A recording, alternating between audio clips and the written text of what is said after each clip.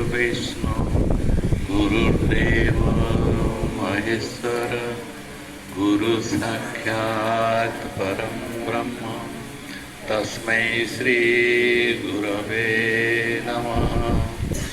ओम सहना भवतु सहनौ भुनक्तु सवीर्यं करवावहै तेजस्विनावधीतमस्तु मा विद्विषावहै। असतो मा सद्गमय तमसो मा ज्योतिर्गमय मृत्युर्मामृतं गमय। मातृदेवो भव पितृदेवो भव आचार्यदेवो भव अतिथिदेवो भव सर्वं देवो भव। चित्तस्य शुद्धये कर्म न तु वस्तु उपलब्धये वस्तु सिद्धिर्विचारेण न किंचित् कर्म कोटिभिः। नित्यो नित्यानां चेतनाश्रितानाम् एको यो विदधाति कामान् तमात्मस्थं येन पश्यन्ति धीरा तेषां शान्तिः शाश्वती नेतरेषां मनसैवानुद्रष्टव्यं नेह नानास्ति किंचन। मृत्युमाप्नोति यः नानेव पश्यति।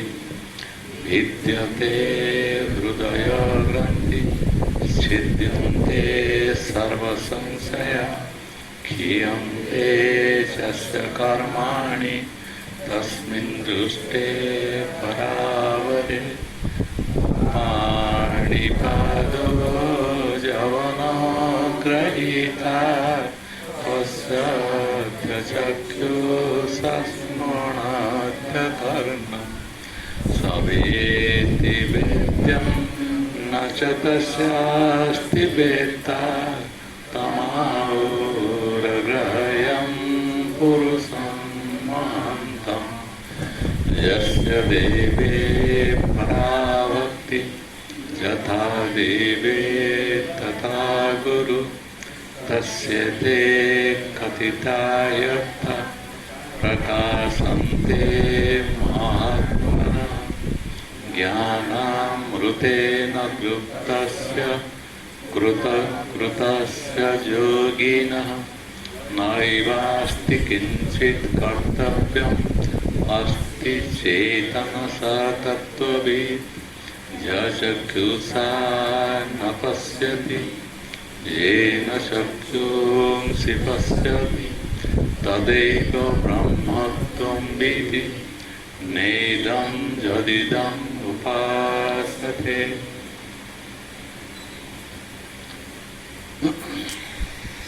अजाचिते तो में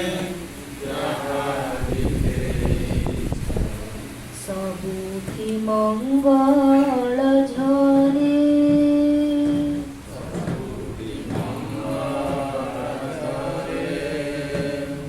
शिवमय दिशे ससागर धरा।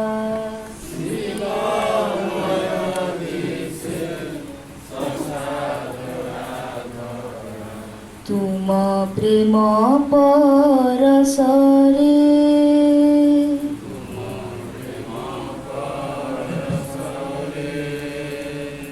तुम प्रेम परसरे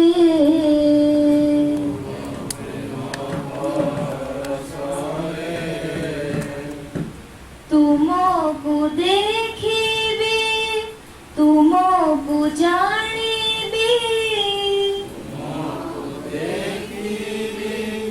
तुमको जानिबी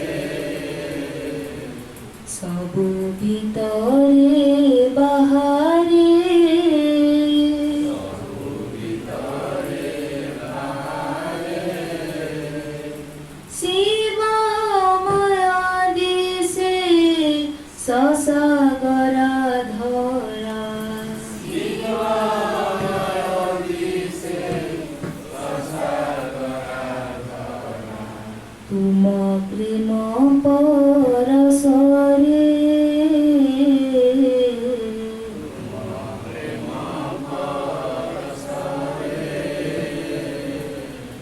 तुम प्रेम परसरे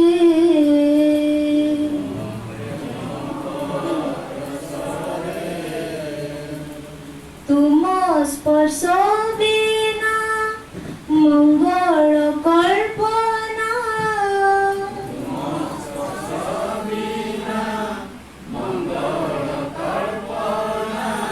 किए बा करि पारिबा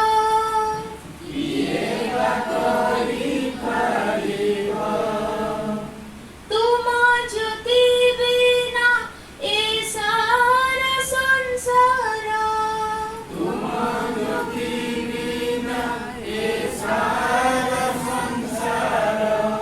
ଅନ୍ଧାରରେ ଡୁବି ଯିବ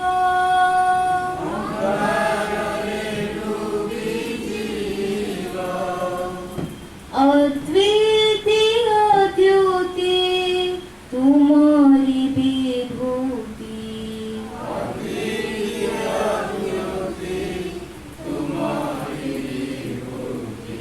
ବିଭାମୟ ରୂପ ଧରେ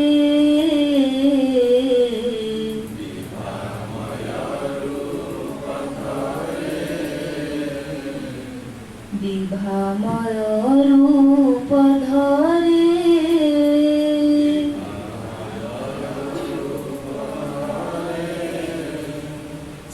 ଶିବମୟ ଦିଶେ ସସାଗରା ଧରା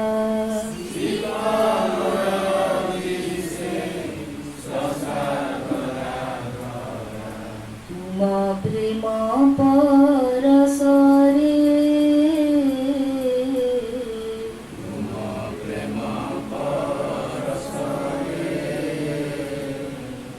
ତୁମ ପ୍ରେମ ପରସରେ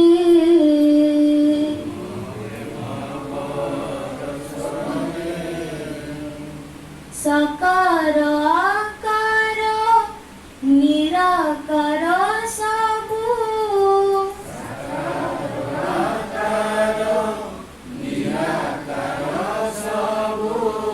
କଳ୍ପନାର କାରିଗରୀ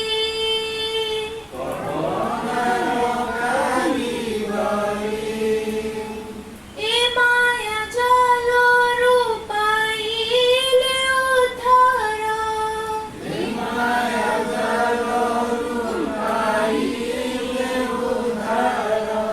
ଭିଟଇ ସଂଶୟ ଡୋରି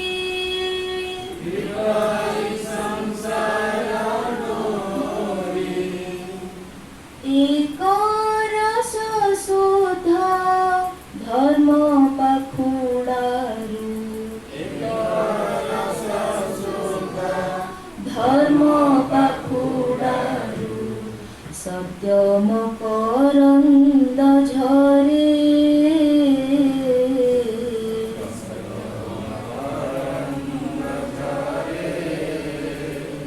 ସତ୍ୟ ମକରନ୍ଦ ଝରେ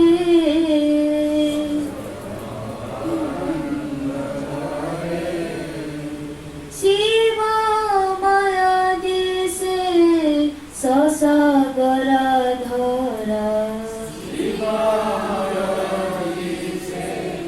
ସସାଗରା ଧରା ତୁମ ପ୍ରେମ ପରସରେ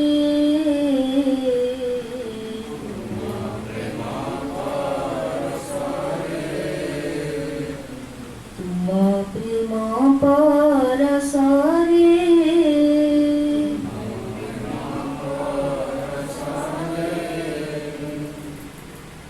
অযাচিতে তুমি যাহা ভি দেইছ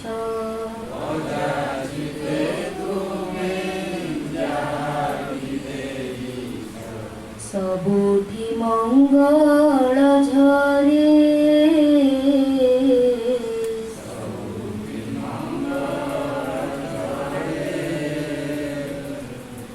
ସବୁଠି ମଙ୍ଗଳ ଝରେ।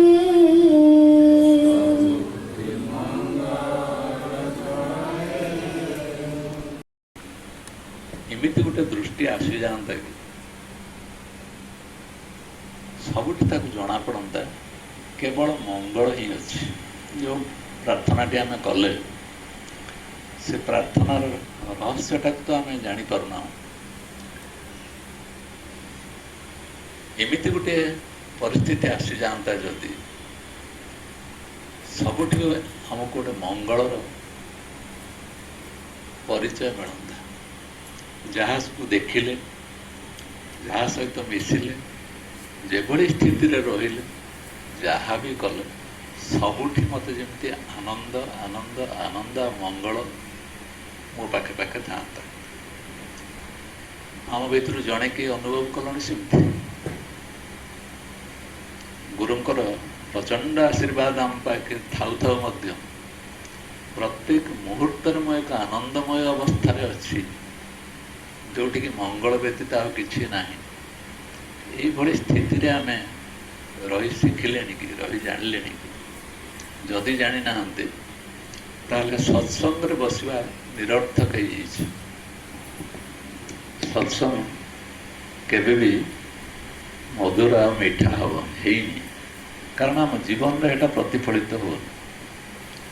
ଯଦି ଆମ ଜୀବନରେ ସତ୍ସଙ୍ଗର ମହକ ଥାଆନ୍ତା ତାହେଲେ ଆମକୁ ଦେଖୁ ଦେଖୁ ମନୁଷ୍ୟ ଛାଡ଼ ଜୀବଜନ୍ତୁ କୀଟ ପତଙ୍ଗ ଯିଏ ହଉନା କାହିଁକି ସିଏ ବି ଉଲ୍ଲସିତ ହେଇ ଉଠନ୍ତା।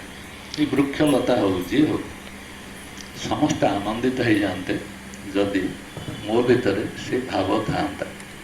ତାହେଲେ ଏମିତି କିଛି ଅବସ୍ଥା ଅଛି କି? ନା ଏଇଟା ଗୋଟେ କଳ୍ପନାର କଥା। ଆମେ ଏତେ ବୁଦ୍ଧି ଆମର ଯେ ଆମେ ସାଙ୍ଗେ ସାଙ୍ଗେ କହିବା ଏଇଟା ଗୋଟେ କାଳ୍ପନିକ ବିଷୟ ହେଇଥିବ। ସମସ୍ତେ କେମିତି ଗୋଟେ ମଙ୍ଗଳରେ ରହିପାରିବେ, ସମସ୍ତେ କେମିତି ଆନନ୍ଦରେ ରହିପାରିବେ। କିନ୍ତୁ ଜାଣି ରଖ, ଯେଉଁମାନଙ୍କର ଜ୍ଞାନ ଅଛି, ଯେଉଁମାନେ ସତ୍ପୁରୁଷ, ସେମାନେ ଏହାର ରହସ୍ୟକୁ ଜାଣିଛନ୍ତି ଏବଂ ସବୁ ଅବସ୍ଥାରେ ଆନନ୍ଦମୟ ସ୍ଥିତିରେ ସେମାନେ ଅଛନ୍ତି। ତାହା ହିଁ ଆମ ଲକ୍ଷ୍ୟ, ସେଇଠି ଆମେ ପହଞ୍ଚିବା ଦରକାର। ଯଦି ଆମେ ସେମିତି ନ ହେଇକି ଅଜ୍ଞାନ ଅବସ୍ଥାରେ ରହିକି ଯାହା ଯାହା ମାଗିବା, ଏଟା ଦିଅ, ସେଟା ଦିଅ, ସେଟା ଦିଅ, ଖାଲି ଦିଅ ଦିଅ ଭଗବାନ ମୋତେ ଦିଅ, ମୋର କାହାକୁ ଦେବାର ନାହିଁ, ମୋତେ ଖାଲି ଦିଅ, ଭଗବାନଙ୍କୁ ଆମେ ଧାରଣା କରୁଛୁ ମାନେ ଆମକୁ କିଛି ଦିଅ ଦିଅ ଆମେ ମାଗି ଚାଲିଛୁ। ଏଇ ଯେଉଁ ଭିକାରୀ ବୃତ୍ତି ନାହିଁ କି ମାଗିବା, ଟିକେ ଚିନ୍ତା କରିକି ଦେଖିଲ ଇଏ କେତେ ମନୁଷ୍ୟ ଭଳି ଗୋଟେ ଶ୍ରେଷ୍ଠ ପ୍ରାଣୀ, ଇଏ ଗୋଟେ ଭିକ ମାଗି ଚାଲିଛି, ମୋତେ ଦିଅ ଦିଅ ଦିଅ ଦିଅ। ସେ ବୁଝିପାରୁନି ଯେ ମୋ ପାଖରେ ଯାହା ଅଛି ନିଅ ନିଅ ନିଅ ନିଅ ନିଅ ନିଅ ବୋଲି କେତେ ଜଣ ଦେଉଛନ୍ତି? କେତେ ଜଣ? ମୋ ପାଖରେ ଯାହା ଅଛି, ଆରେ ସ୍ୱୟଂ ପରମାତ୍ମା ମୋ ଭିତରେ ପୂର୍ଣ୍ଣ ମାତ୍ରାରେ ପରିପୂର୍ଣ୍ଣ ଅବସ୍ଥାରେ ଅଛନ୍ତି। ଯଦି ମୁଁ ଦେବା ପାଇଁ ସକ୍ଷମ ନା ନେବା ପାଇଁ ସକ୍ଷମ? ଦେବା ପାଇଁ ମୁଁ ସକ୍ଷମ, କିନ୍ତୁ ମୁଁ ମାଗି ଚାଲିଛି ମୋତେ ଦିଅ ଦିଅ ଦିଅ। ଏହା ଦ୍ୱାରା ମନୁଷ୍ୟର ଦୁର୍ଦ୍ଦଶା ଏବଂ ତା ପରିସ୍ଥିତି ଜଣାପଡ଼ୁଛି, ସେ କେଉଁ ଅବସ୍ଥାରେ ଅଛି। ପ୍ରତ୍ୟେକ ମୁହୂର୍ତ୍ତରେ ଆମେ ଭାବୁଛୁ ଯେମିତି ଅସୁବିଧା ଆମ ଚାରିପିଠି ଯାକ ଘେରିକି ରହିଛି। ସେଇଥିପାଇଁ ଆମ ପାଖରେ ଆନନ୍ଦ ନାହିଁ, ମଧୁରତା ଆମ ପାଖରେ ନାହିଁ। ଏଇ କେତେଦିନ ତଳେ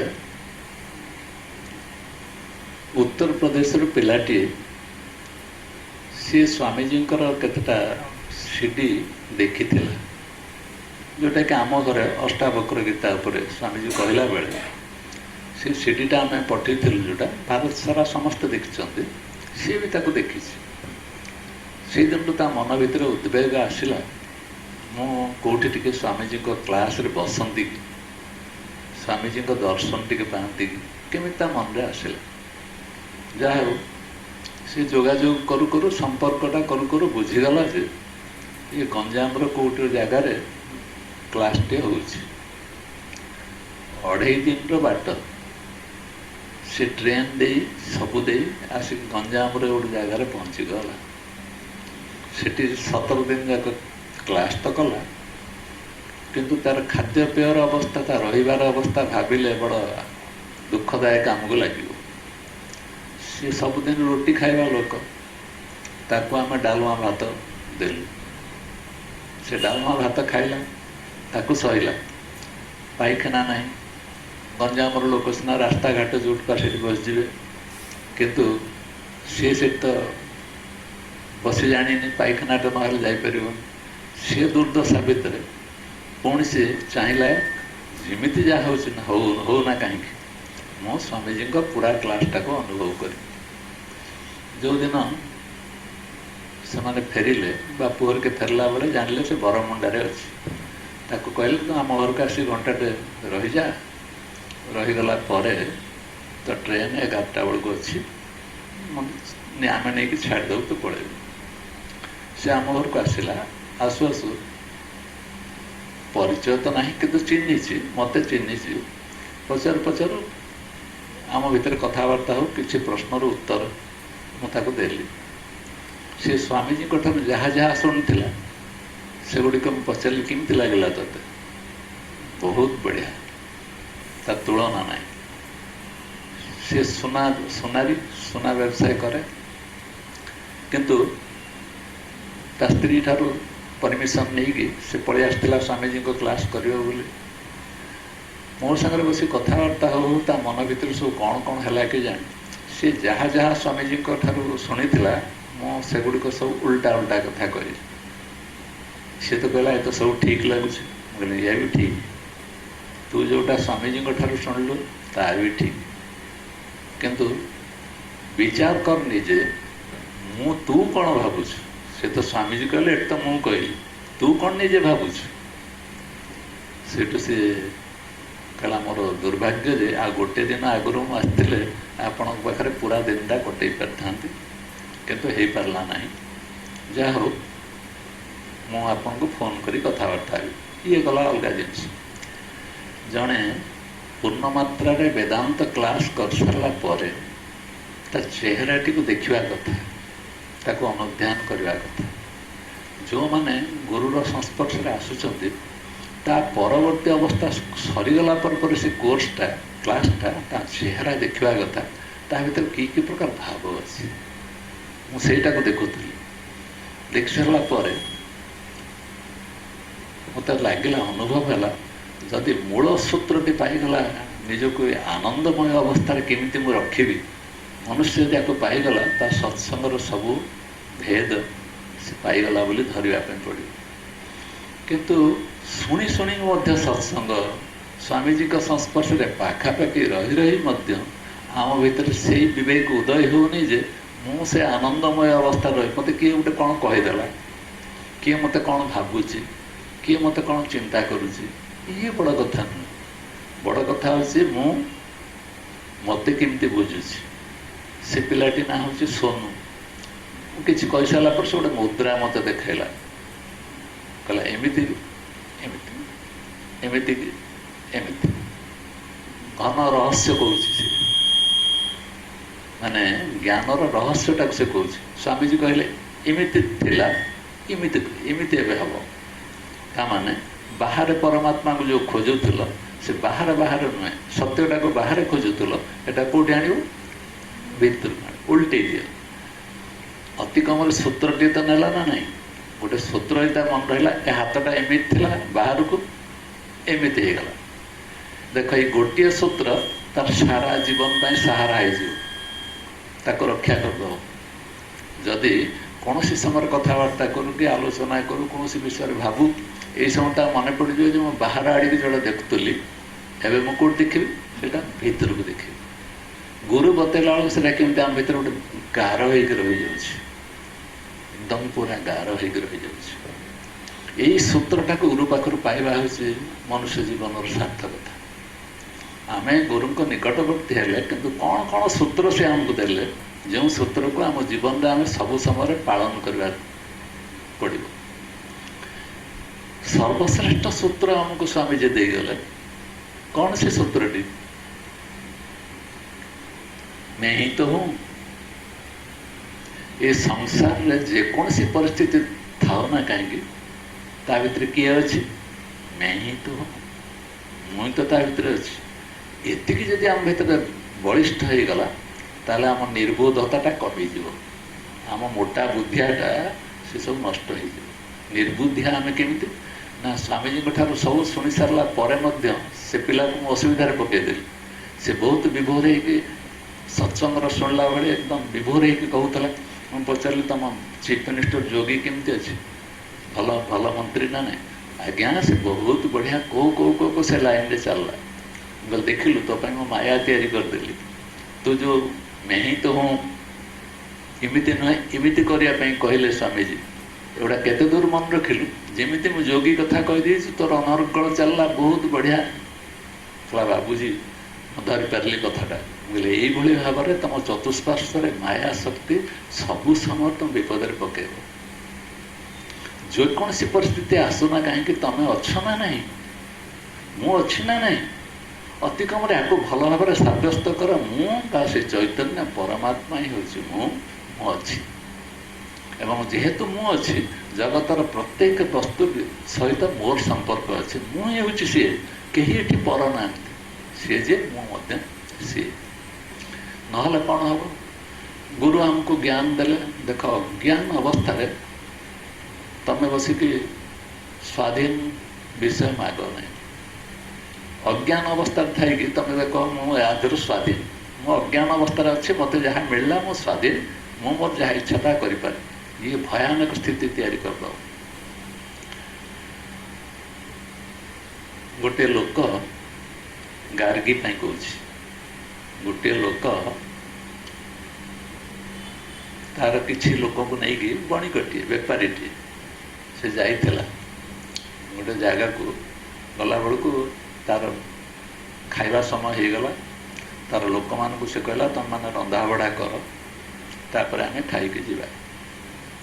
ସେ ରନ୍ଧାବଢ଼ା କରିବା ପାଇଁ ସେମାନେ ଯାଇଛନ୍ତି। ଏ ଗଛ ମୂଳରେ ଯାଇ ଗୋଟେ ଗଛକୁ ଆଉଜିକି ବିଶ୍ରାମ ନେଉଛି।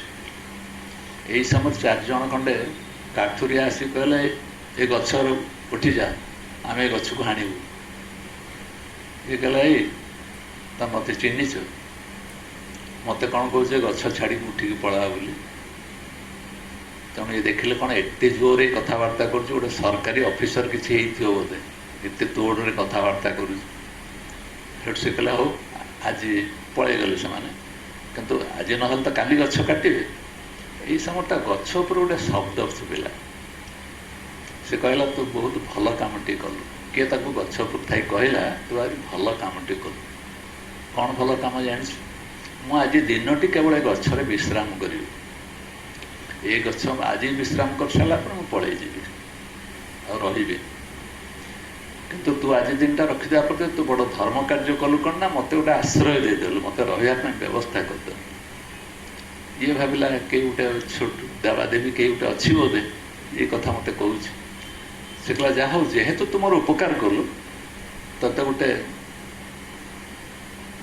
ସେ ଖଟରେ ବସିଯା।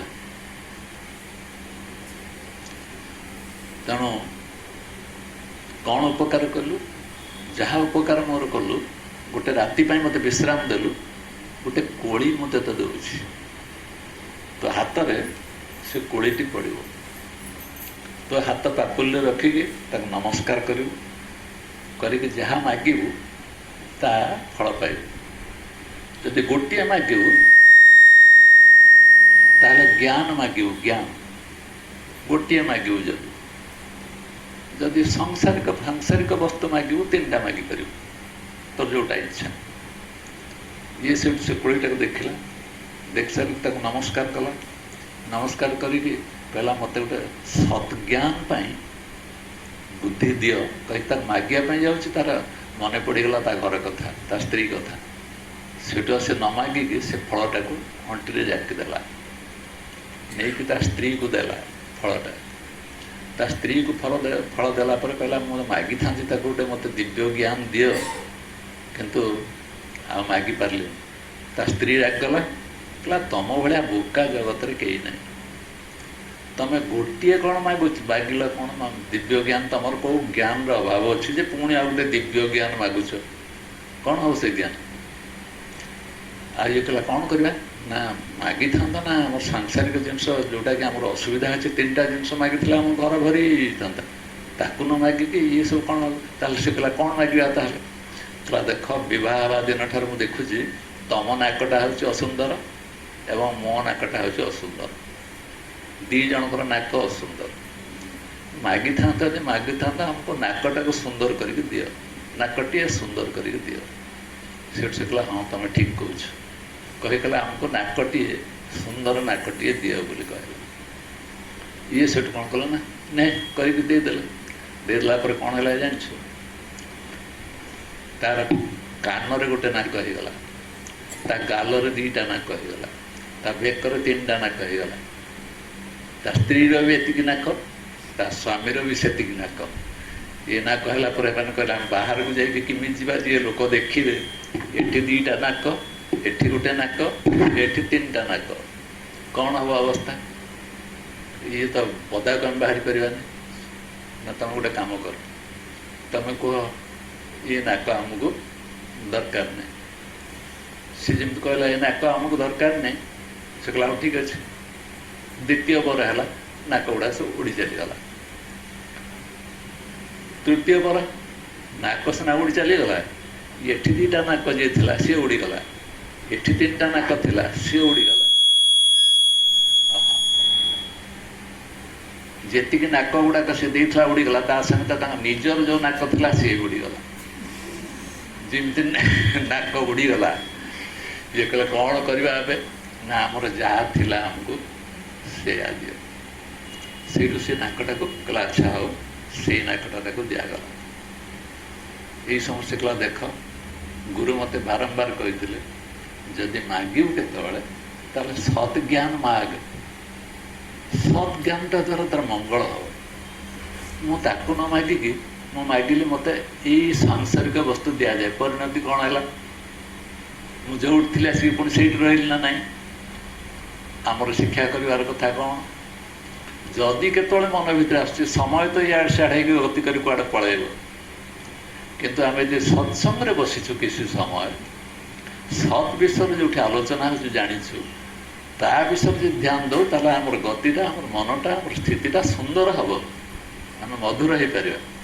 ତାକୁ ନ କରିକି ସାଂସାରିକ ବୁଦ୍ଧି ଦୃଷ୍ଟିରୁ ଯଦି ମାଗିବା ହେ ପ୍ରଭୁ ମୋତେ ଧନ ଦିଅ, ଧନ ଦିଅ, ଲକ୍ଷ୍ମୀ ଦିଅ, ଅମୁକେ ଦିଅ, ସମୁକେ ଦିଅ, ଦିଅ ଦିଅ ମାଗି ମାଗି ଆମ ଅବସ୍ଥା କ'ଣ ହେବ? ଏଇଥିପାଇଁ ଯେଉଁମାନେ ସଦ୍ଗୁରୁ, ଯେଉଁମାନେ ବୁଝିଛନ୍ତି ଜ୍ଞାନର ମହତ୍ଵ କ'ଣ, ସେମାନେ ତାଙ୍କର ଶିଷ୍ୟମାନଙ୍କୁ ହଉ, ତାଙ୍କର ଅନୁଯାୟୀମାନଙ୍କୁ ହଉ, ତାଙ୍କୁ ସେ ବୁଝାନ୍ତି ତମେ ଏଇ ମାର୍ଗରେ ଚାଲ। ତମେ ଯାହା ମାଗିବ ତାହା ମୁଁ ଦେଇପାରିବି ନାହିଁ। ତମେ ଯାହା ମାଗିବ ତମକୁ କେହି ପୂରଣ କରିପାରିବେ ନାହିଁ।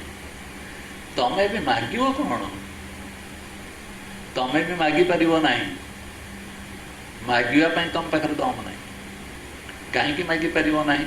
ନା ତମେ ପ୍ରକୃତରେ ଯିଏ ତା ପାଖରେ ମାଗିବା ଦବାର କାମ ନଥାଏ, ସେ ସବୁବେଳେ ତା ସ୍ଥିତିରେ ଥାଏ, ସେଠି ମାଗିବା ନାହିଁ କି ଦବା ନାହିଁ। এইভাবে ଯେଉଁ ଚୈତନ୍ୟ ଆତ୍ମାର ସ୍ଥିତି, ସେ ଆତ୍ମାର ସ୍ଥିତିରେ ତମେ ରୁହ, ଯାହାକୁ ଆମେ ସଚିଦାନନ୍ଦ କହୁଛୁ, ସତ୍ କହୁଛୁ, ଚିତ୍ କହୁଛୁ, ଆନନ୍ଦ କହୁଛୁ। ସେଇ ସଚିଦାନନ୍ଦକୁ ଯଦି ଜଣେ ଭାବିଲା, ଚିନ୍ତନ କଲା, ସ୍ମରଣ ରଖିଲା, ତାହେଲେ ତା ଜୀବନଟା ମଧୁମୟ ହେବ। ତାକୁ ଛାଡ଼ି ଦେଇକି ଅନ୍ୟାନ୍ୟ ଜିନିଷ, ସାଂସାରିକ ଜିନିଷ ଯଦି ସେ ଲାଗିଗଲା, ମୋତେ ଏଟା ହଉ, ଏଟା ହଉ, ଏଟା ହଉ, ଏଟା ହଉ, ତା ଦୁର୍ଦିନ କେବଳ ମୁଁ ନୁହେଁ, ସାରା ବିଶ୍ୱର ଯେଉଁ ପ୍ରାଣୀ ଏଇ କଥା ଛାଡ଼ି ଦେଇଛି, କାହାକୁ ନା ମୂଳ ତତ୍ତ୍ୱ ଟିକେ ଛାଡ଼ି ଦେଇକି ଯିଏ ଯାଇଛି ବାଟରେ, ତାର ଦୁର୍ଦିନ ଯେଉଁ ବାଟରେ ଆସିବା କଥା ସେମିତି ଆସିଛି। ଆମେ ତାକୁ ଦେଖି ସାରିଲା ପରେ ଏଇ ମୃତ୍ୟୁ ଆସିବ, ଏଇ ଆସିବ, ଏଇ ଡରରେ ଆମ ପାଇଁ ବିପଦକୁ ଡାକି ଆଣୁଛୁ। କେହି ତାଙ୍କୁ ଆସିବାର କୌଣସି କାରଣ ନାହିଁ। ଯିଏ ଚୈତନ୍ୟ ସତ୍ତା କ'ଣ ବୁଝିଗଲା, ତା ଜାଗାରେ ସେ ସୁନ୍ଦର ସ୍ଥିତିରେ ପହଞ୍ଚିବ। ଏଠି ପ୍ରଶ୍ନ ହେଉଛି ଯେ ଆମେ ମୂଳ ତତ୍ତ୍ୱଟାକୁ, ଆଧ୍ୟାତ୍ମିକ ଜଗତର ମୂଳ ତତ୍ତ୍ୱଟାକୁ, ହେ ଗୁରୁଦେବ, ଏତେ ଏତେ ଗୁରୁମାନଙ୍କ ପାଖରେ ମୁଁ ବୁଲିଲିଣି, କିନ୍ତୁ ମୋତେ ସେ ମୂଳ ଜିନିଷଟି କାହିଁକି ଧରେଇ ଦେଉନ? ଯାହାକୁ ଧରିଲେ ମୋତେ ଆଉ କିଛି ଚିନ୍ତା ନାହିଁ। କ'ଣ ସେ ମୂଳ ତତ୍ତ୍ୱଟା? କିଏ ମୋତେ ସେ ମୂଳ ତତ୍ତ୍ୱଟି ଧରେଇବ?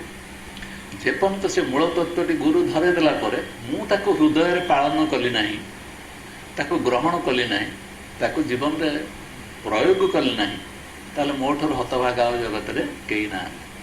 କାରଣ ଆମେ ଭାବୁଛୁ ଆମ ବୁଦ୍ଧି, ଆମର ବିଚାର ବହୁତ ସୁନ୍ଦର, ବହୁତ ମଧୁର, ଆମେ କ'ଣ ନ ଜାଣୁ, କିନ୍ତୁ ତାକୁ ପ୍ରୟୋଗ ଆମେ କରି ଜାଣିନୁ। ଜୀବନରେ ଜାଣିଛୁ, ଗୁରୁଠାରୁ ଶୁଣିଦେଲୁ କଥା, ବହୁତ ବଢ଼ିଆ ଲାଗିଲା, ସ୍ୱାମୀଜୀ ଯେଉଁ ପ୍ରବଚନ ଦେଉଛନ୍ତି ଭାରି ସୁନ୍ଦର, ଇଏ ତ କହିବା କଥା ଯିଏ ପାର ସିଏ କହିବ। ତୁ ବୋଧ କଲୁ କେତେରେ, ସେଇଠି ପ୍ରଶ୍ନଟି ରହିଛି। ତୁ ଯଦି ବୋଧ କରିନୁ, ଖାଲି ଶୁଣିଛୁ, ତୁ ନିଜର କିଛି ନିଜକୁ ନିଜେ ଜାଣିପାରିଲୁନି, ପରଠାରୁ ଶୁଣିକି ବଳିଆ ନେଇଛୁ।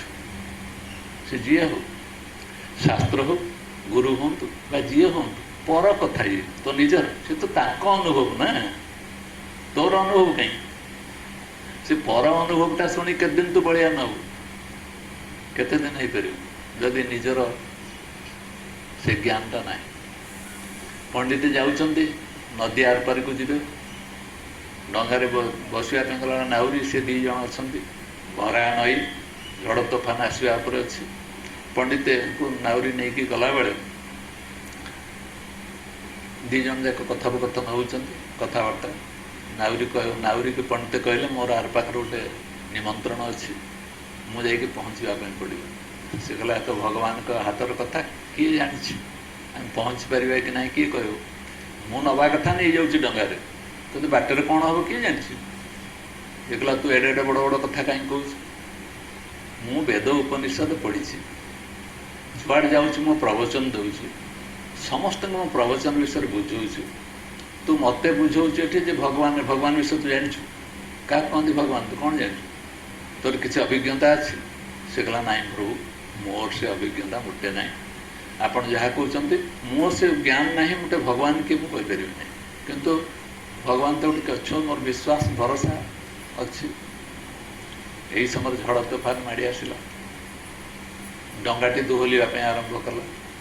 ନାଉରୀ ପଚାରିଲା, ପଣ୍ଡିତ ପହଁରା ଜାଣିଛନ୍ତି? ପହଁରିବା ଜାଣିଛନ୍ତି?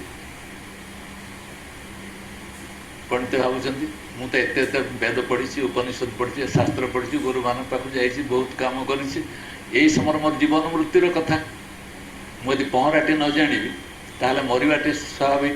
ନାଉରୀଟା କ'ଣ କଲା ନା, ଝଡ଼ ତୋଫାନରେ ଡଙ୍ଗାଟା ଲେଉଟି ପଡ଼ିଲା, ସିଏ ପହଁରି ପହଁରି ଯାଉଛି, ତାକୁ ଦେଖୁଛି, ଆରେ ଇଏ ତ ଖାଲି ଭରସା କରିକି ସାଧାରଣ ଜ୍ଞାନରେ ଇଏ ଯାଇକି ନଈ ପାର ହେଇଯାଉଛି, ତାର ଅନୁଭବ ଅଛି, କେମିତି ନଈକି ପାର ହେବ, ଜୀବନ କେମିତି ରକ୍ଷା କରିବ।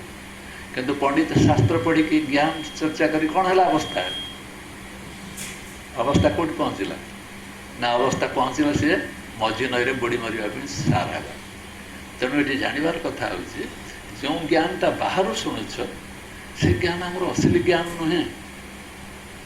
ଯେଉଁ ଜ୍ଞାନ ଆମେ ବାହାରୁ ୟାଠାରୁ ତାଠାରୁ ବିଭିନ୍ନ ପର୍ଯ୍ୟାୟରେ ଶୁଣିଲୁ, କେତେବେଳେ ଆମେ ରମଣ ମହର୍ଷିଙ୍କର ଶୁଣିଲୁ, କେତେବେଳେ ରଜନୀଶଙ୍କର ଶୁଣିଲୁ, କେତେବେଳେ ଆନନ୍ଦ ମୂର୍ତ୍ତିଙ୍କର ତାଙ୍କର ଶୁଣିଲୁ, କେତେବେଳେ ଅରବିନ୍ଦଙ୍କର ଶୁଣିଲୁ, କେତେବେଳେ ନିଗମାନନ୍ଦଙ୍କ ଶୁଣିଲୁ, ଭେଜା ବିଭିନ୍ନ ପ୍ରକାର ଜ୍ଞାନ ଆମ ପାଖରେ ଆସିକି ପେଟି ହେଉଛି। ଆମେ ତା ଦେହରୁ ଗୋଟିଏ ଅଧେ କୋଟି ସାଉଁଟିକି ରଖିକି ଅନ୍ୟକୁ କହିଚାଲିଛୁ, ତୁ ଶୁଣ ମୁଁ ଜାଣିଛି ବୋଲି କହୁଛୁ। ଆମେ ଚାରିଆଡ଼ୁ ସଂଗ୍ରହ କରିଛୁ, ଏଟା ରାମାୟଣରୁ, ଏଟା ମହାଭାରତରୁ, ଏଟା ଅମୁକେରୁ, ସେଟା ସମକେରୁ। ତାପରେ ଆମେ କ'ଣ କରୁଛୁ ନା, ମୁଁ କହୁଛି ବୋଲି କହିକି କହୁଛି। ୟାଠାରୁ ଅପରାଧ ଆଉ କିଛି ନାହିଁ।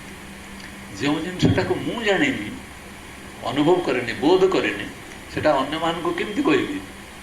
କହିବା ଠିକ୍ ହେବ କି? କିନ୍ତୁ ଆମେ କହିଚାଲିଛୁ ନା ନାହିଁ। ସ୍ୱାମୀଜୀ କ'ଣ କହିଲେ କ୍ଲାସ୍ରେ, ସେତିକି ଆମେ ଚେଷ୍ଟା କରୁଛୁ ମନେ ରଖିବା ପାଇଁ। ମନେ ରଖିକି ଯେତିକି ଯିଏ ପାରିଲା ସେ ଅନ୍ୟକୁ ଭାଷଣ ଦେଲା, ଏଟା ଏମିତି, ଏଟା ସେମିତି, ଏଟା ସେମିତି, ଏଟା। ଆରେ ଏତେ ଜ୍ଞାନ ତୋ ପାଖରେ ହେଇଗଲାଣି, କେଉଁଠି ଗୋଟେ 2ଟା କଥା ଶୁଣିକି ଆମେ କହୁଛୁ, ଠିକ୍ ନୁହେଁ, ଏ ରାସ୍ତା ଠିକ୍ ନୁହେଁ। ଯାହା ଗୁରୁ କହୁଛନ୍ତି, ହାତଟା କେମିତି ଦେଖେଇଲା ମାନେ ତମେ ବିଚାର କରେ, ହାତଟା ମାନେ ବହିର୍ଜଗତଟା ଯାବତୀୟ ଦୃଶ୍ୟାବଳୀରେ ଯାହା ଯାହା ଅଛି, ସବୁ ଯାବତୀୟ ଦୃଶ୍ୟାବଳୀଟାକୁ ସେ ଜଗତ ବୋଲି କହୁଛନ୍ତି, ଯାହା ଶବ୍ଦ ସ୍ପର୍ଶ ରୂପରସ ଗନ୍ଧ ମାଧ୍ୟମରେ ପ୍ରକାଶିତ ହେଉଛି। ତାକୁ ସେ এইଭଳି କରିସାରିଲା ପରେ ଆମେ ବୁଝିବା ଦରକାର ଏ ବିଶ୍ୱ ବ୍ରହ୍ମାଣ୍ଡର ବାହାରର ପ୍ରକ୍ରିୟାଟାକୁ କହୁଛନ୍ତି। ଏମିତି କରିଦେଲା ବେଳକୁ ସେ କହୁଛନ୍ତି ଅନ୍ତର ଭିତରେ ମଧ୍ୟ ସେଇ ପ୍ରକ୍ରିୟା ସବୁ ଅଛି। से प्रक्रिया मध्य अच्छे। तो आगे निजक स्थिर कर बस, स्थिर कर बसी शिखिले तो आस्ते आस्ते आस्ते आस्ते आगू आगू जापर। तेणु बाहर भीतर, भीतर बाहर यही भाव में चिंतन करू कर तो किसी लाभ हम। तोते समदृष्टिटा रखिकी जानापी पड़ो जी बाहर एवं भितर पूर्ण मात्रा अच्छी, सी तो भीतर जमी अच्छी समस्त भीतर सेमती अच्छी, समस्त भीतर सी अच्छी। गोटे फुलटे भीतर आरंभ कर भर ठार आरंभ कर जेकोसी परिस्थिति से भाई अवस्था अच्छे। जिते पर्यंत तोर बोध जहाँ को देखुचु से प्रकार आनंद आसुनि, ये फुलटीर प्रत्येक रंग भितर, तार सुबास भितर, तार चाहणी भितर जमी परमात्मा ढल ढल हो मो सागर कथबार्ता कर मो सागर संपर्क रखुच। ये भाव में प्रत्येक जगतर प्रत्येक पदार्थ भीतर बाहर जो विपरीत जिनस अच्छे, ये विपरीत जिनसटा को मत एक भाई देखा दरकार। गुरु आमको कहले जहाँ करछु कर तर निजर स्वरूप को तू जाना दरकार। जानबू ना नहीं, निजर स्वरूपटा को चिंतन करने कहते ना नहीं, एटा तो आम समस्ते शुणी। रूपटा सत्य ना मिथ्या, आ स्वरूपटा सत्य हो ना मिथ्या? सत्य। रूपटा यदि मिथ्या हो गला ताले स्वरूप कहला माने सत्य हो ना मिथ्या? मो रूप को देखा चाहूँ, शब्दटा शुणदे निजर स्वरूप को देख। रूपटा सत्य ना मिथ्या? निजर स्वर रूप जदि थी से सत्य हो ना मिथ्या हो? शशि उत्तर दे पार। बर्तमान प्रश्न हूँ शब्द स्पर्श रूप रस गंध एगुड़िक सत्य ना मिथ्या? ए विषय कही सारा जो स्वरूपर कथा कहूँ आम विश्वास कर जाऊँ जे स्वरूपटा मोर केमती जदि तुम रूप को पाओ सत्य हो ना मिथ्या हो? विवेचना ना, विश्लेषण ना, विचार ना, यह हूँ असुविधा। सत्संग विचार हूँ जदि सत्य सत्य सेटा केमिति जहाँ अवर्णनीय ताको आम कौन गोटे शब्द कहीपर। जदि आम गोटे शब्द कहूँ तार आ गोटे प्रतिशब्द आसो। गोटे पानी बाल्टी अच्छी, बाल्टी पानी भितर एपाख हाथ में मो बरफ धरसी प्रसन्न हो बुझे, सेपाख हाथटा मोर बाल्टी भितर अच्छे। मो एपाख हाथटा कहूँ एटा गरम मैंने ठंडा, एटा को कहूँ गरम। जोटा बाल्टी भितर पड़े कहूँ गरम, एटा कहूँ आम ठंडा। पानीटा हूँ गोटे बाल्टी अच्छे, जी जहाँ हाथ में बरफ अच्छी ताकू सी कहूँ ठंडा, कि जहाँ तो खाली बाल्टी भितर सी कहूँ एटा गरम। तेणु पानीटा प्रकृत गरम ना ठंडा? देवेंद्र तार बुद्धि बुद्धि बाहर कला। अरे गरम ना ठंडा? ठंडा बस। अरे तुमर जहाँ तुम धरीच तार तुम प्रतिक्रियाटा हो गरम पाख धरिया जो ये गरम लगुच, हाथटा खाली हाथ जो बड़े गरम लगुच। तेणु ये दुटा अपेक्षिक ना नहीं, पानी तो सामान किंतु ठंडा गरम कहला बड़े अलग अलग जना पड़ी ना नहीं। किंतु तुम मनोवृत्ति होची ये होचंती प्रसन्न साहू, तुम सारा जीवन चेष्टा कले सी ही मुझपर ना, सी ही मुझपर ना। जदिन पर्यंत तुम मन भितर आस गार्गी महाशया से दिन पर्यंत तुम सत्यटा ये मो आगे बस से मो ठार भिन्न नुहे। तार जो चैतन्य सत्ता अच्छी सी आम एक, किंतु बहिर्जगत देखागला बेलू सी भिन्न भिन्न देखा। तेणु गोटे शब्द आसला माने तार विपरीत शब्द अच्छी। तेणु विपरीत शब्दटा को चिंता करने पड़ो। विपरीत नथिबो जार कौन विपरीत जिनस ना सी हूँ सत्य। तेणु परमात्मा बोली जहाँ कहूँ मु बोली जहाँ कहूँ मु बोली जहाँ को मुझे जी कि गाधेला बेले जापड़ी थंडा थंडा लगे, जी कि छिंकला बेले जापड़ी मुझे छिंकिले करोना धर करोना हो नाक गोटे मोर मुखा दे दियो। जी सब ये भावुची ये सब गुड़ाक क्रिया चलला बेले मु अच्छी ना नहीं जो मुटी अच्छी सी शुद्ध मु ना नहीं से शुद्ध मुटी की जाना आमको दरकार अच्छी जे कि सब जिनस जानूँ ये मुटा प्रत्येक भितर जो मैंने आम शुणुंट विश्व ब्रह्मांड में जी शुणु था ना कहीं भर तार मुटी अच्छी ना नहीं से मुटी हूँ परमात्मा जदि हुए ता पाखे आ गए सेकेंड मु किए द्वितीय मु किए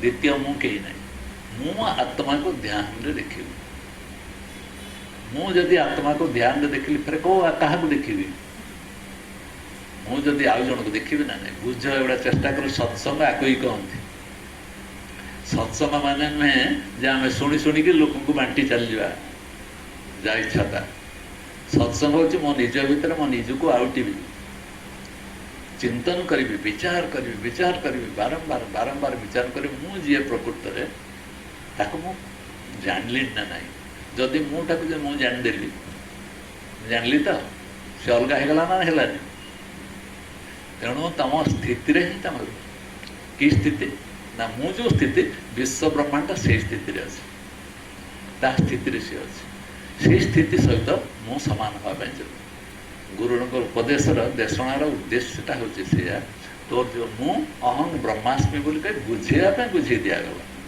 तो अहं ब्रह्मास्मि कहला माने मु ब्रह्म बोली कहला माने ब्रह्म गोटे तोठार अलग जिनस है तेणु तू प्रकृत में ब्रह्म बोली कहवाई गला पूर्व चिंतन कर देख विचार कर देख जे तू द्वितीय शब्दटा किसी प्रयोग करते निजक जनवाई तू निजे खाल पड़ तेणु हे परमात्मा पुणी आम प्रार्थना कर हे परमात्मा से प्रार्थना कला बेले मोठार परमात्मा को अलग कर देखुची प्रत्येक मुहूर्त यही स्थिति ठार बचापी पड़ो अरे मु व्यतीत चैतन्य शुद्ध चैतन्य व्यतीत आ कि ना ये मो आगे जो मैंने उभाई अच्छा मो बाहर जो मैंने भी अच्छा मो भितर जो मैंने भी अच्छा सी सबुठार अच्छा कहला माने भी मुझे भूल करी जे आ किए अलग आमती स्थिति आमको पहुँचा पड़ो मत सब विस्मरण हो जावाक पड़ो जो घटनावली मो जीवन सब आसूसी जहाँ जहाँ जीवन में घटनावली आसुँ मिथिली से मिथिली मोर या मोर से या विस्मरण कर कौशल जान विस्मरण करने कौशलटापी आमको बतई दिगला यार कौशल एकमात्र रास्ता हूँ साक्षी भाव प्रत्येक स्थितिर तो साक्षी हो जाए जेकोसी घटना घटुची ना कहीं तार तो साक्षी हो जाए एवं आम सत्संग कर यार साक्षी हो जा यार शुणुचु साक्षी हो जाए धीरे धीरे साक्षी अभ्यासटा द्वारा आमर साधना आमर योगटा सिद्ध योगटा सिद्ध हो प्रत्येक अवस्था मुझे साक्षी मोर किसी प्रतिक्रिया ना आसो कौट क्रिया थिले तो प्रतिक्रिया हम कर्ता थिले तो भोक्ता हम तेणु कहीं कर्ता ना ये गहन कथा जोड़ा मुझे गहन कथा कि मत कहवाई पड़ो कारण संसार को आस सारापर अनुभूति बोध गुड़ाक जहाँ जहाँ अच्छे बांटी देवाई पड़ो तापर विचार आहरी बढ़ो आउरी जन तार गहन को जीव से आहरी विचार कर या ही हूँ परमात्मा वैचित्र्य चेतनार वैचित्र्य हूँ से विभिन्न ढंग से प्रकाशमान हो चलो ये अटकी कौन जगह रहा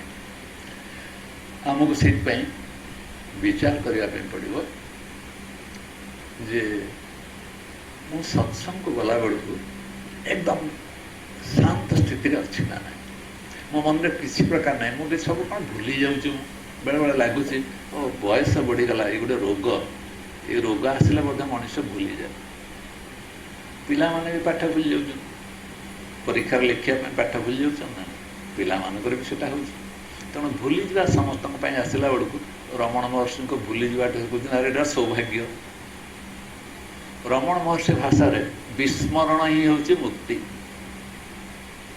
सी कहते विस्मरण ही मुक्ति अर्थात जहाँ जहाँ शुणीच जहाँ जहाँ संग्रह कर स्टोर रे रखीच पेट भितर छाती भितर ये सब स्टोर तुम काम आसब ना संसार धन संपत्ति अर्जन करवा जहाँ ज्ञान गुड़ाक इाड़ू सियाड़ू अर्जन करके रखा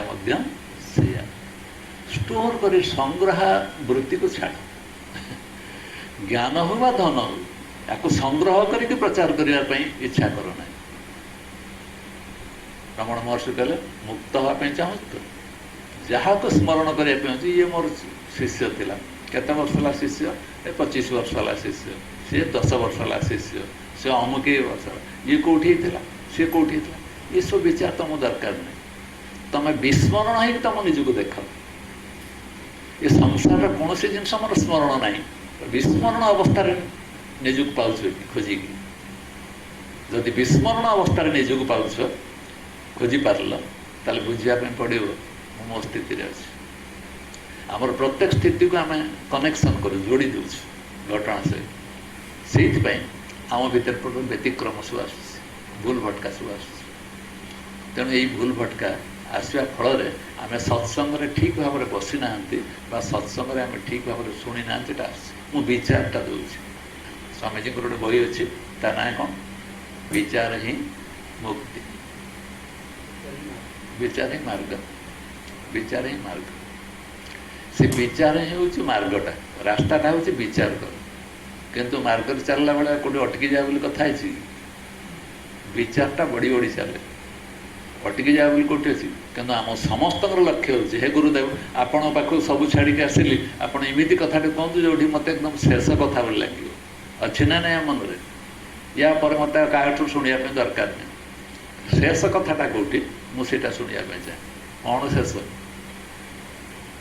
गुरु कहूँ अखंड अविनाशी जो तत्व जार विनाश कौन समय ना ताकू फेर गोटे सीमाबद्ध रखिकी ये मोर सजीव एति जानीदेली अहम ब्रह्मास्मि मो पाठ शेष आ पाठ बढ़ी पार आ जीवन चिंतन कर भापर आ कि कल्पना मन भर कि आसपार आसपार ना से रमण महर्षि को आम जोर दबा कहवा विस्मरण ही मुक्ति जहाँ को संसार जन्म ठार आज पर्यंत संभालिक रखीचु ना ये तोर काम को नुहे तोर शरीर ठार आरंभ कर कहीं प्रत्येक जिनस परिवर्तित होची ना नहीं आखि आगे देखु सब जिनस परिवर्तित तोर ओजन थिला मोर 82 केजी मोर 100 केजी मोर 120 केजी एबे केते मोर 60 केजी 50 केजी कहूँ ना नहीं ये परिवर्तित अवस्था हूँ परिवर्तनशील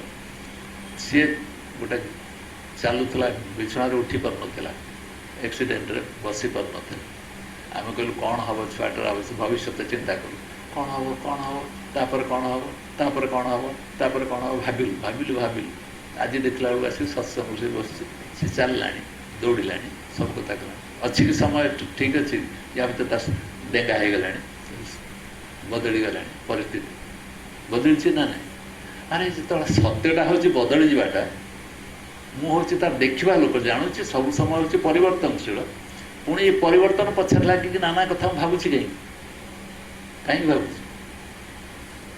ये परिवर्तनशील जो सत्य परिवर्तनटा जो सत्य मो परिवर्तनटा को एत जोर कहीं धरुची एत कथा कहीं मन भर रखिक सब बस जहाँफल मो दुख पाऊँ ना ना मो दुख आ मो सुखर कारण कि निजे ना ना तेणु मत से विचार करने पड़ो जो विस्मरण मत आसी जा पहुँच जहाँ मु संग्रह करुच्ची ये मोर विस्मृत हो दरकार केवल जहाँ द्वारा मु विस्मरण करुच्ची जी ही अच्छी से मु विस्मरण कला बेले कहीं अच्छी ना ना एवं आम जापरु कि गोटे अस्तित्व अच्छी ना ना से अस्तित्व ही मोर अस्तित्व एवं से मत पहुँचा पड़ो ना परमात्मा को खोजा ना सारा विश्व पागल एमती किए ना जी कि तार ईश्वर को खोजुना गीता बाइबल कुरान ठार आरंभ कर सब भर समस्ते खोज चलते क्या परमात्मा ये सारा रहस्यटा मुझे जाकर पहुँची समस्ते चाहूँ एवं से नहीं पहुँची देती ना जेपर्यंत आम निजर स्वरूप बा निजक किए मु अनुभव न कर पारी एपर्यंत कहीं नहीं मत पहुँची पार निजे ही मो बाट चलिए पड़ो ये बुझापी कष्ट हो कौन अड़ुआ अड़ुआ अंक बोली भावुव या ही अंक यार समाधान करने पड़ो ना शांत हो पार ना ना जोगस्थ हो पार ना ये साक्षी भाव रूपक दंडा आमको दिखाई प्रत्येक स्थिति रे साक्षी प्रत्येक स्थिति प्रत्येक अवस्था साक्षी साक्षी रहा माने निजर वैभव को निजे बुझीपर तेणु शब्दर जाल भितर पड़ ना गोटे शब्द कहला माने तार आ गोटे शब्द तार विपरीत शब्द अच्छे ए शब्द मु भारी दुखी अर्थात सुख पाइने बोली दुखी बोली कहूँ ना नहीं मु भारी खुशी अर्थात असुविधार कौटी थी बोली दुखी थी बोली तो एवं खुशी बोली कहूँ तेणु सागे सागे गोटे विपरीत शब्द अच्छे कि सुखी बा दुखी चैतन्यर आत्मार सुखी बा दुखी कौन अच्छे षंडटा खाई जाऊँगी तार बसिक घास मस्ती अच्छे खाई जाऊँगी आहार निद्रा भय मैथुन ये क्रिया को धरिक से चलती किंतु से खाई खाई गला भर तार जो शक्ति बल से खाऊ से शक्तिर कौन अच्छे ता पेट पुरुष जो शक्ति बल षंडटा खाऊ से शक्तिर कौन बड़ आयुष बढ़ुची ना बल बढ़ुची ना कौन बढ़ुची से केवल रही षंडटा चली जाऊँगी ना नहीं अरे षंडर चित्रटा दिन चली ना नहीं किंतु ता भर जो चैतन्य सत्ताटा अच्छे सी रोचे ना नहीं सब से अवस्था रोचे से चैतन्य सत्ता सहित आमको पहुँचापी गुरुंकर आम तपस्या हो कहीं ना कहीं से पहुँच कहीं ना कहीं सत्य कौन जानी सारा पर विश्व ब्रह्मांड सारा मैं ही तो हूँ लास्ट को तुमको लगे मु तो हूँ सी मु ही केवल अच्छे यही अवस्था तो पहुँची गला दिन विश्व से दिन आनंदर रहस्यटा को बुझीज से दिन मनुष्य बुझीपर केते बड़ सी यही शरीर धारण करके कथा को बुझापी क्षमता से पाई किंतु आम सेटा को बुझीपारुन ये क्षमताटा आम पाखे ईश्वर दत्त जिनस गुरु द्वारा यहाँ समृद्ध होमें जापर तेणु आम कौन करने पड़ो मूर्खों भाई आम परमात्मा को किसी मागि चलती ना परमात्मा मो मागिया पछारे तू ठिया मो देखा पछाड़े तू अच्छु ना नहीं चक्षुषा न पश्यति येन चक्षुंसी पश्यति तदैव ब्रह्मत्वं विधि नेदम जदिदम उपासते ये आखि जहाँ को देखुची से ब्रह्म नुहे मु जगन्नाथ पाखक गली जगन्नाथ को देखली आखि जहाँ देखुची से ब्रह्म किंतु ये आखि को देखिबार जी सहायता करुचे से ब्रह्म एटा पाठटा बुझे दिगला किए शास्त्र आमको बुझेला शास्त्र तक बुझे देला कला तू शोचु केमती जानबू उत्तिष्ठ तो उठ शास्त्र आम कौन कला तो शोचु केमती जानबू ये आखि जहाँ को देखुची से ब्रह्म नुहे शास्त्र को उठ ये आखि तो जहाँ को देखुची से ब्रह्म नुहे किए ब्रह्म ना आखि को देखिबार जी सहायता करुचे से हूँ ब्रह्म प्रति जागी गल आखि को देखिबार सहायता जी कर ब्रह्म मो आखि आगे बस स्वामीजी मुझे जहाँ को देखुची से ब्रह्म नहीं किंतु ये आखि को देखिबार जी सहायता कला से हूँ ब्रह्म ये कथा जानला बेले मुझे उठिल ना शोची अरे उत्तिष्ठत से कहुई उपनिषद उत्तिष्ठत तैतरीय उपनिषद उत्तिष्ठत जाग्रत कॉन्सियस रुह सावधान रह तू किए उत्तिष्ठता जाग्रत प्राप्य परानुभव जहाँ श्रेष्ठ जिनस ताको लाभ कर बोली उपदेश दिगला संसार जहाँ श्रेष्ठ जिनस ताको लाभ कर श्रेष्ठ जिनस किए अंता किए बापा श्रेष्ठ जिनस हूँ मु चैतन्य आत्मा ये हूँ श्रेष्ठ जिनस परान्य बोध ताको ही प्राप्त कर प्रकृत में मु किए ताको ही प्राप्त कर तेणु आम टोटाल सत्संगर सूत्र किए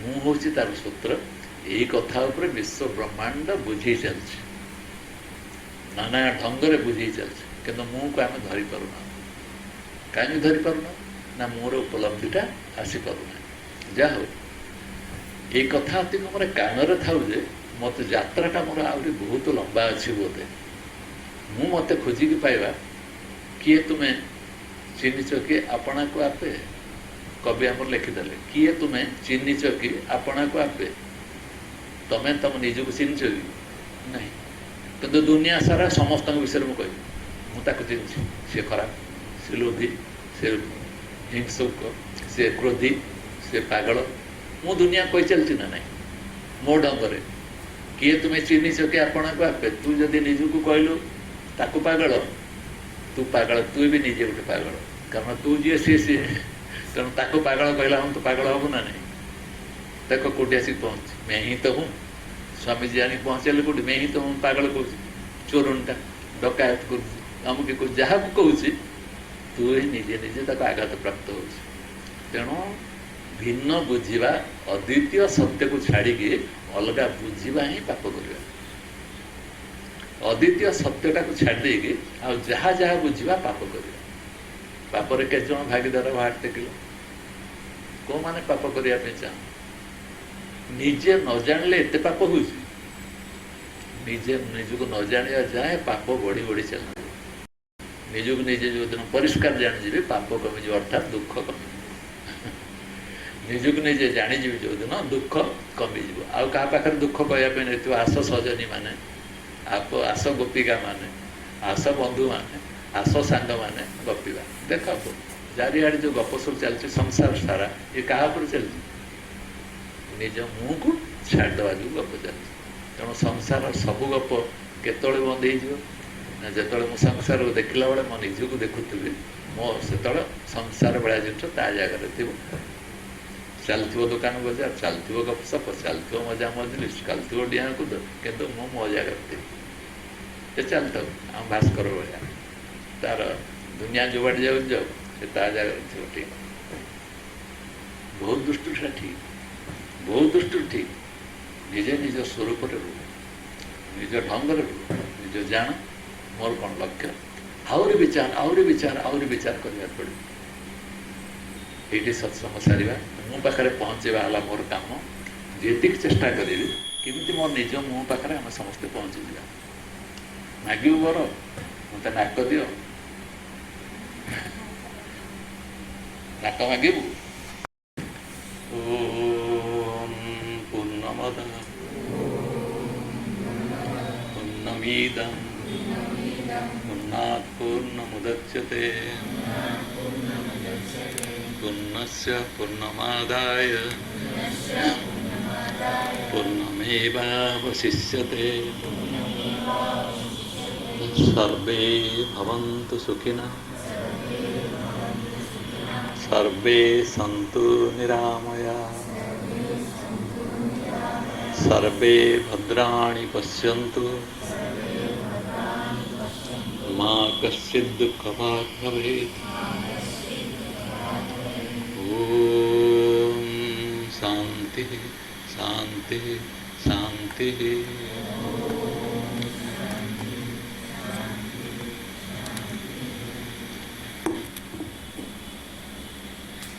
नाश है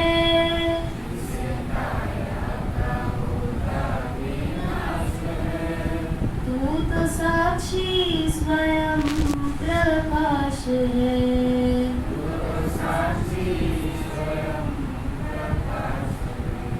पंचभूतों का तन विस्तारा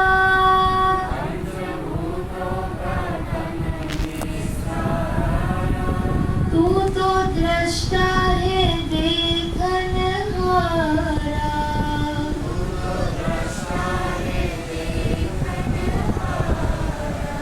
पंचभूतों का तन विस्तारा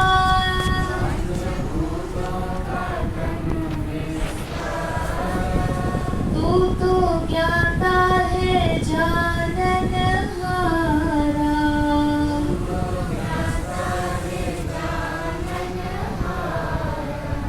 तेरा कण कण में रहता निवास है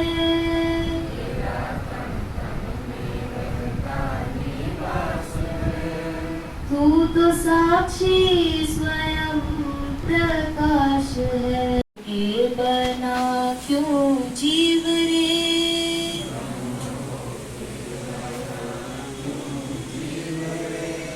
मुक्त होके बना